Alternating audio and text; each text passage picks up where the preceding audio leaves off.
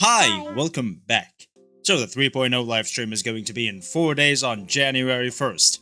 Right now, Honkai Star Rail is in an incredibly tough spot.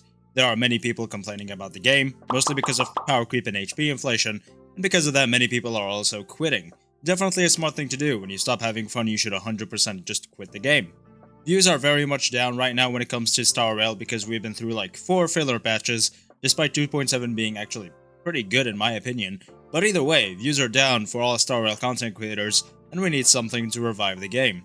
People are also pretty pessimistic about 3.0. I've seen many people say it's going to get way worse, that HSR is going to be completely dead in 3.0. And I've only seen a few people I can count on one hand say that 3.0 is going to be really good and HSR is going to see a revival, and that the dropping player count is just a part of a normal gacha life cycle. So, 3.0 is in a tough and decisive spot. It's either going to be the worst thing to ever happen to Star Rail, and then it's going to be only played by Hoyo shills that enjoy all the slop this goddamn company shits out, or it's going to be the best thing to ever happen to Star Rail, and they're going to fix basically everything, and everyone will live happily ever after, or it could just be mid, and we'll keep going exactly the way we are. So in this video, we're going to discuss how 3.0 is going to make or break Honkai Star Rail, and exactly how we can do either of those, and my overall opinion in the end.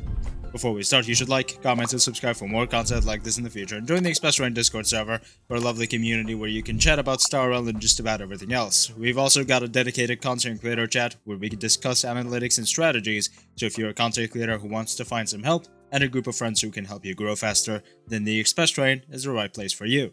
Now let's stop yapping and let's get onto it. So obviously the live stream is in a couple days, and either half of this video is going to be proven either right or wrong, because one half is going to talk about the make part and the other half is going to be talking about the break part. We also just got Triby's drip marketing, and obviously, this isn't the standard for character design in 3.x, but if we get any more of this type of character, I'm genuinely going to crash out. Either way, the characters coming in 3.x are definitely one of the biggest factors whether or not this update makes or breaks the game. So let's start with those. The biggest ones are obviously the Herda and Castoris. The Herda right now, in my opinion, is 100% better than Fei Xiao and Acheron. Is she so much better that she makes them feel totally irrelevant? Absolutely not. Fei Xiao and Acheron are still very powerful, and I'd say these three are going to be more or less interchangeable at E0 S1. With Herda coming out on top ever so slightly, especially because her F2P teams are actually kind of very powerful. Fei Xiao is going to be less useful in the 3.0 MOC because there are no wind weak enemies, but that's totally fine. She's going to be useful again when there is a wind weak enemy. Acheron is definitely going to be an extremely powerful unit in 3.0, specifically in the second half of the MOC, and will definitely be more powerful than Fei Xiao.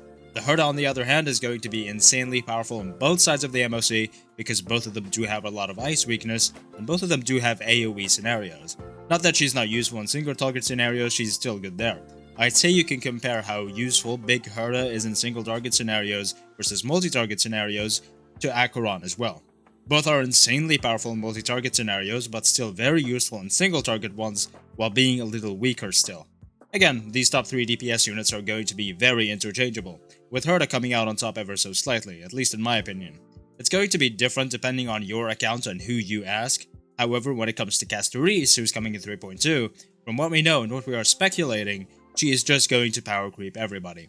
I totally see Jingliu and Dan Honkai being even worse and going into T2 and T3 if they are not already, while Acheron and Fei Xiao start consistently placing in T0.5, even T1 after Castoris and the other 3.x DPSs come out, while the Herda places in T0 on occasion, but mostly staying in T0.5. I also see the break DPSs, no matter who they are, placing in T1 and T1.5 as well. Castoris is going to break the game, most definitely, unless they do the right thing, which is just make her another best DPS unit like Acheron, Fei Xiao, and the Herda. But that's 99 timelines out of 100 not going to happen. There's absolutely zero way that she's going to be less useful than these 3 units. The only possible outcomes is that she completely power creeps them, or she is on the same level as them, being better in some scenarios and slightly worse in others, with the former outcome being the most likely. So the DPS units in 3.x are going to be insanely powerful, while some of them, specifically Aglaya, aren't going to be better than Acheron and Fei Xiao overall. Others like the Herda are going to be more competitive and more powerful in some scenarios, while others like Castoris, and most likely the ones coming after her as well, are going to totally wipe them out of the Apex character picture. Obviously that's the worst case scenario, but it's also the most likely scenario. When it comes to support units, then we know Triby is coming out in 3.1, who also has a few different scenarios as to what she might do. The least likely scenario is that she completely power creeps Ruan Mei and Robin, and is instead the best support unit in the game, because she turns out to be a better generalist support than either of them, but that's the least likely scenario in my opinion, because I think they're going to keep Robin as the best at least for a while. It's more likely that she simply competes with them, just being another really good generalist support that has a certain niche she's insanely strong in. However, I do expect her to have more niches she's better in than Ruan Mei and Robin, because of multiple factors. Still overall though, I don't see her totally killing these two like Castoris would totally kill Acheron and Fei Xiao. The best case scenario is that she's a really good support for 3.x DPS units like Maide, Castoris, the Herda, and whoever else, but she's less useful with 2.x and 1.x DPS units aside from Mono Quantum. Since she's a Quantum Harmony unit, there is a chance that she's catered to a Quantum in some way, especially because Castoris, who we believe is going to be Triby's biggest subject, is also a Quantum. If Triby has some Quantum buffs in her kit, then Mono Quantum might see a resurgence, of course that being Qingque more than Zila, because Triby is most likely going to buff up AoE attacks, but nothing's truly confirmed about her yet. But either way, if Triby is really good for Quantum, we may see Zila getting a resurgence as well, maybe something like as much as Danhang Ayel and Jing Liu benefited from Sunday, or even as much as Jing Yuan benefited from Sunday, but Zila honestly does have a pretty flawed kit at E0, especially when it comes to later content because the enemies have so much HP, so I only see Qingque really benefiting from it, and going back to becoming at least a T1 or T0.5 unit, able to clear a lot of the content in the game.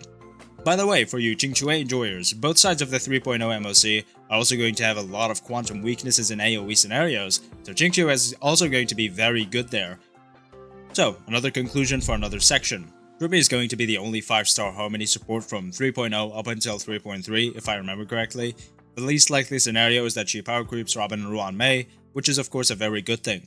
The more likely scenario is that she's just another really great support, just like they are, but wouldn't be a must pull unless you're going for Castoris, Maide, and other 3.x DPS units, or if you're lacking either Robin or Ruan Mei. Another less likely scenario is that she's very powerful for Mono Quantum, which means older Quantum DPS units will see a lot of use out of her, meaning we can see more older units being used again, which is of course always a very good thing when it comes to Star Rail. Basically, if the new units keep power creeping older units, we're cooked. But if they're only competing with older units or buff up older units, then Star Rail is going to take a very good step forward. Also, if DOT gets buffed, then everything is going to be even better. That's most likely happening in 3.3 when Cypher comes out, but we have no confirmation of that just yet. Another way HSR can really die off is if they mess up the story. If you remember, 3.0 in Genshin was definitely the worst Hoyoverse story of all time, the yappest fest of all yap fests. However, Amphorius has two great things going for it. One is that it's based off of a Greek mythology, which is a really hard thing to mess up. It's really a goldmine for any game ever to take advantage of, because obviously it's not copyrighted and you can change whatever you want about it. If they somehow mess up a story about Greek mythology, I would be very surprised.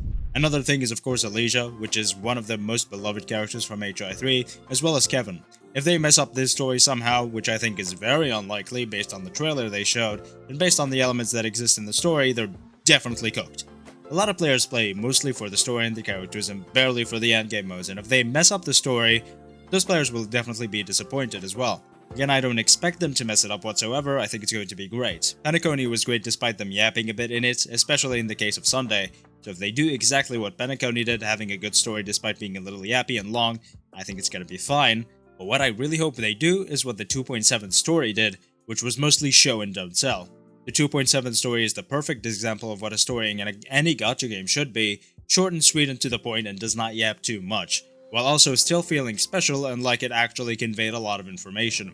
Of course it's still Hoyoverse and it's still Star Rail, so they're still going to have bits and pieces where it's just 100 f***ing lies in a row, but overall if it's a lot of show and don't tell, like how it always should be, I think Amphorius is going to be great. Also, when it comes to if they're going to kill any character, I hope they don't bring that character back a few updates later. They did it with Tingyun, Firefly, and Robin, and while those deaths did kinda mean something for the plot, the most significant one was most likely Tingyun, yet she still came back. I hope if they're going to kill a character off they don't bring them back soon, because it's just kinda boring and feels like the stakes aren't high. I mean, when playing Genshin, I'm not worried whatsoever about any unit because I know they're not going to die. I still feel that if a character dies, they die and that's the end of it, so I hope they commit to any deaths that may come in 3.x. The final thing I want to talk about is a little different. Rather than fixing any large problems when it comes to characters and endgame modes, or making an actually good story, another thing that I hope 3.x brings is just more quality of life improvements, more features, more fun stuff that we can have fun with. Mostly I do have faith in the HSR devs because other than HP inflation and power creep, they do listen to the community, at least more than Genshin's devs ever did. Worst case scenario, they're going to keep power creeping all their units, which if they continue to do, it's definitely going to make the game more hated and feel even more greedy than a normal gacha game. And if they do, I'm definitely going to find myself a new game that'll make my main game in the future, when something like Ananta or Neverness to Everness comes out, or maybe P5X, if you know you know. I'll still play Star Rail because I do genuinely enjoy this game, especially after a few came out, and I probably still will because I have the mindset of just pull the new unit but stay F2P, but I understand most people don't, so it's definitely not the right piece of advice and not the right solution. Anyway, that is it. Thank you so much for watching. Like, comment, and subscribe for more content like this in the future, and join the Express Rain Discord server where you can find more Star Rail content, news, and people to chat with about this game, and just about everything else. Thank you again for watching, and I will see you next time.